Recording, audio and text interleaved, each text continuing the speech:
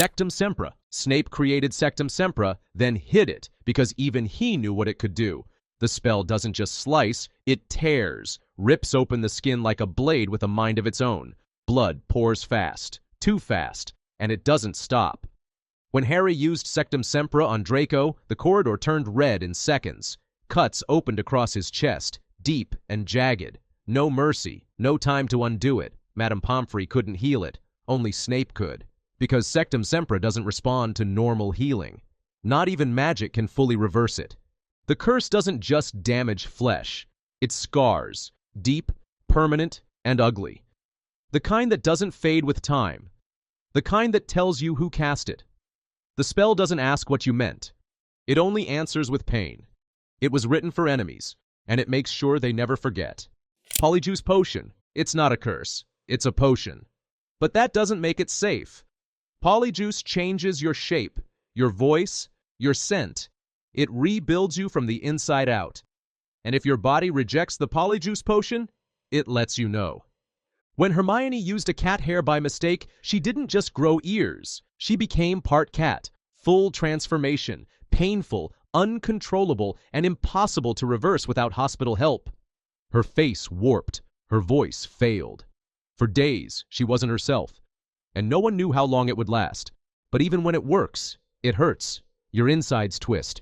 Your bones stretch. Your skin bubbles. That's part of the process. That's the price.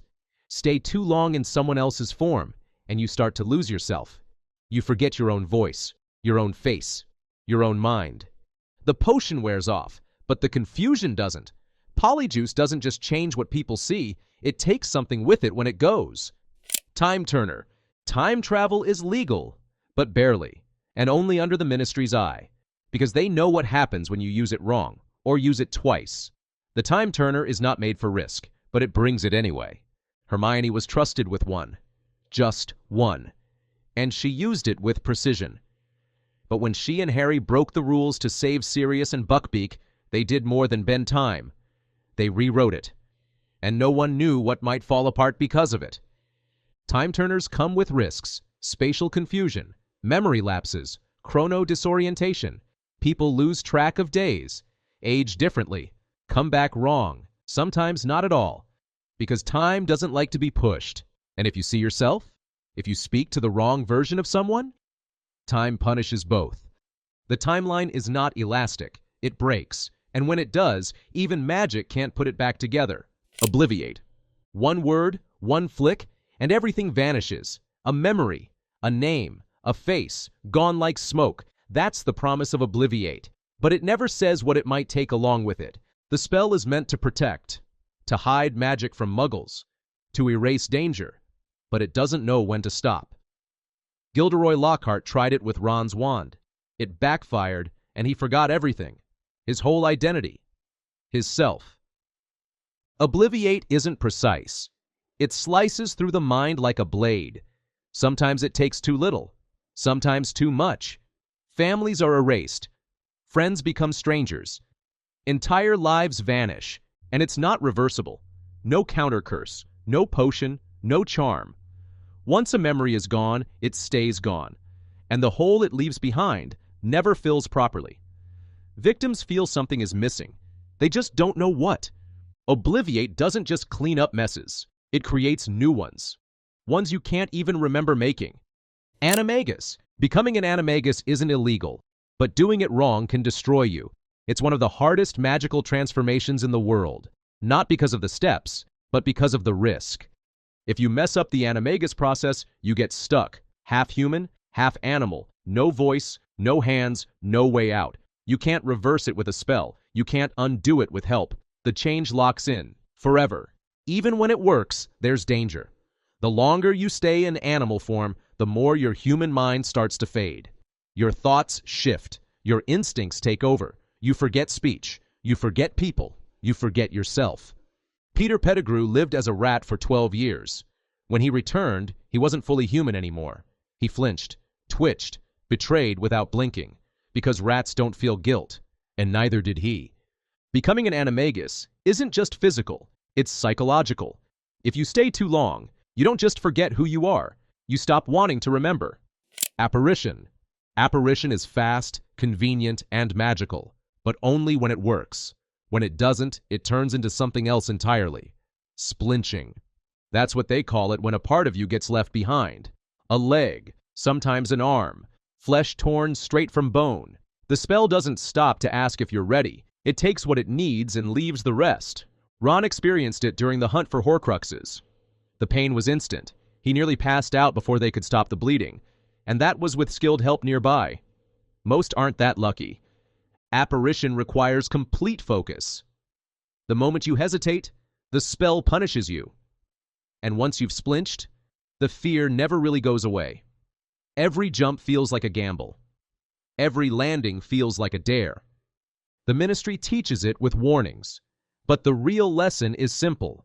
Apparition can take you anywhere, but it might not take all of you. Fiend fire. It doesn't burn like normal fire. It thinks, it hunts, it remembers what you fear. Fiend fire is one of the most dangerous magical creations ever used, and almost no one knows how to control it. Crabbe tried. Inside the room of requirement, he unleashed it without understanding what he'd started. The fire roared to life. Not orange, not yellow, but black. With shapes, creatures, serpents of flame that chased anything that moved. It killed him in minutes. Not even his own spell spared him. Fiend fire destroys Horcruxes because it burns the soul, but it doesn't stop there. It consumes everything. The side effect isn't just death. It's total erasure. Bones don't survive. Objects melt. Voices vanish. Even the room they were in collapsed when it was over. You can summon fiend fire with a few words, but once it starts, it doesn't care who casts it or why. It only knows how to end things. Love potions. It sounds harmless, like a joke, a silly drink to make someone fall in love. But love potions don't create love. They create obsession, a chemical hijack of the brain. And it doesn't wear off quietly. Romilda Vane tried to give one to Harry. He didn't drink it. Ron did. And what followed wasn't romance.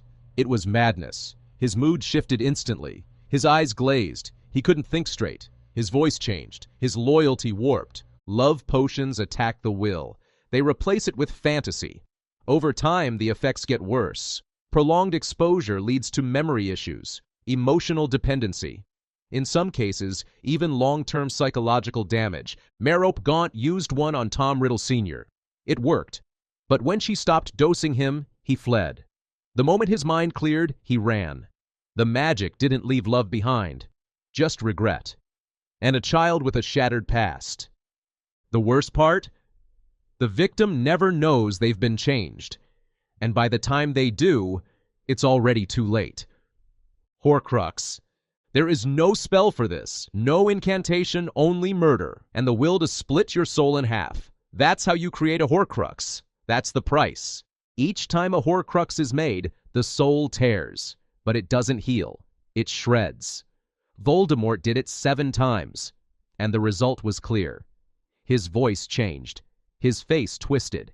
His body became something unrecognizable, because when you destroy your soul that many times, what's left doesn't resemble a person. The magic keeps the caster alive, but it rots them from the inside. They lose empathy, connection, fear. Human instincts vanish, replaced by something colder, something hollow. Horcruxes don't just affect the objects they're in, they affect everything around them. Ginny nearly died from the diary. Ron and Harry fought bitterly when wearing the locket. The soul's damage spills over. You can't undo a Horcrux. You can only destroy it. And whatever was lost to create it, that never comes back. Unbreakable vow. It looks simple. 2 people, a clasped hand, a glowing string of light. But the unbreakable vow isn't a contract. It's a trap. Once the promise is made, it cannot be broken. If you go back on your word, you die. Instantly. No warning, no time to explain. The magic listens, and it enforces. Snape made one with Narcissa, to protect Draco, to finish his task, and when the time came, he followed through, because he had no choice. The spell was already watching, waiting. The danger isn't just in the death, it's in the silence. People make unbreakable vows in secret, sometimes in desperation. and they live with that tension for the rest of their lives. There's no out, no mercy, no undo button. Once the words leave your mouth, the clock starts ticking. Cruciatus. It was never meant to kill. That's what makes it worse. The Cruciatus curse keeps you alive, long enough to feel every second of what it does. The nerves burn, the mind fractures, the body shakes, but it doesn't stop, not until the caster wants it to. Neville Longbottom's parents were tortured with it, again and again, until they broke, not their bones, their minds. Alice and Frank didn't die, they just never came back. Their bodies moved, their eyes blinked, but their memories were gone, their personalities were erased. The curse didn't end when the spell lifted. Cruciatus doesn't leave scars on the skin, it buries them deeper, inside the brain, in places even magic can't reach. Overuse causes permanent psychological damage, the kind of suffering that makes death feel merciful. Pain is temporary, but Cruciatus makes it permanent. Legilimency. It's not just mind reading, it's clear invasion. Legilimency pushes past surface thoughts. It cracks open memories and secrets, things you've never said out loud. Voldemort used it constantly. He didn't need to ask questions. He just looked, and he saw. But it wasn't just him. Snape knew how to do it. Dumbledore did too. Few talk about it, even fewer survive it. The victim doesn't always notice at first, just headaches, dizziness, a strange pressure behind the eyes. But it builds, nightmares, emotional instability, loss of trust, loss of control. The longer it goes on, the more broken they become. There are protections, but they take time and focus. And if you're not ready, legilimency tears through you. It doesn't steal your thoughts. It scatters them. And when you try to put the pieces back together, some are always missing. Dementors. They don't speak. They don't cast. They don't even carry wands. But Dementors are one of the darkest forces in the magical world. And they destroy without a single spell. They feed on joy and hope, on everything that makes you feel alive. They suck the warmth from the air, the light from your eyes, and the soul from your body. The Dementor's kiss removes it completely. No pain, no blood, just silence. Even being near them is enough to cause lasting damage. People exposed to Dementors suffer from depression, lethargy, hallucinations, emotional collapse. And there is no potion to fix it, no charm to reverse it. Not even time helps. The memory of that cold stays forever. Azkaban used them as guards, and every prisoner came out worse than they went in. Even the innocent ones. You don't have to die to lose everything. A Dementor can do it for you. Backfiring magic? Magic listens, but only when the wand obeys. And when it doesn't, the consequences aren't just inconvenient. They're brutal. Ron's wand broke in his second year. He kept using it, and it kept backfiring. The wand turned every spell against him. He couldn't control it, and it didn't care. Wands are bonded, not replaceable sticks. When damaged, they leak power. Spells rebound, charms reverse. Even harmless incantations become dangerous. Polyjuice gone wrong, stunners that hit the caster, Protego that cracks bones instead of deflecting. Some witches and wizards have lost eyes, fingers, entire memories. Not because of the spell, but because of the wand. Magic doesn't like being forced, and when it gets pushed through something broken, it fights back. Engorgio. The engorgement charm was made to enlarge objects. Sounds pretty useful, right? But when used on living things, the results stop being helpful and start becoming dangerous. The spell stretches tissue, expands bone, multiplies cells too fast for the body to handle. Hagrid used it on pumpkins. Slughorn accidentally used it on a fish.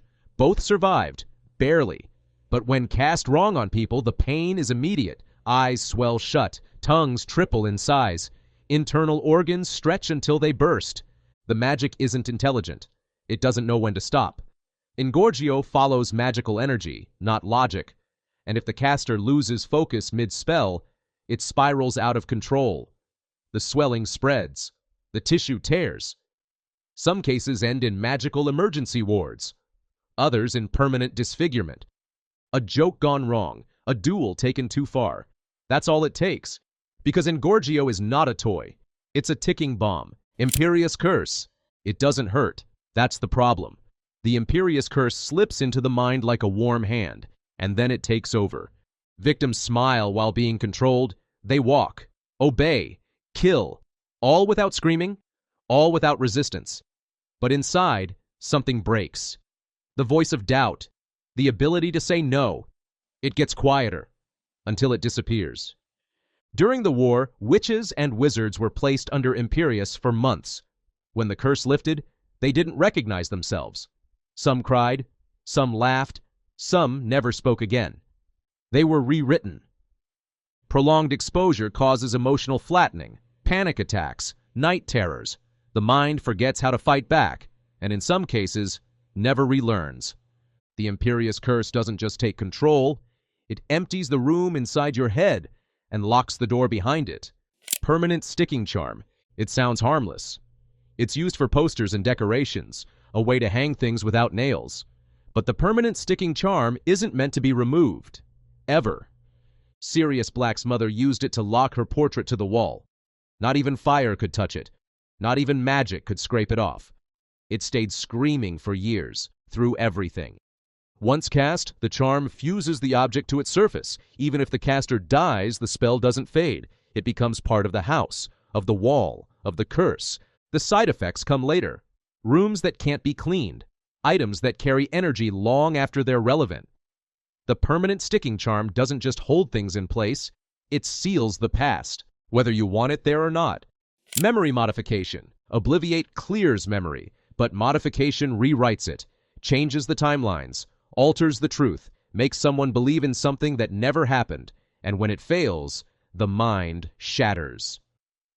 Bertha Jorkins had her memory tampered with by the Ministry, then again, by Voldemort. The damage was permanent. By the time he found her, she barely knew where she was. She died broken, forgetting what she forgot. Lockhart did worse. He stole memories from others and forced them into his own story, and when it backfired, he lost his identity and reality. Memory modification causes magical dementia. Victims speak to people who aren't there. They remember lives they never lived, days that never happened. Some create whole histories. Others forget what year it is. Obliviate is dangerous.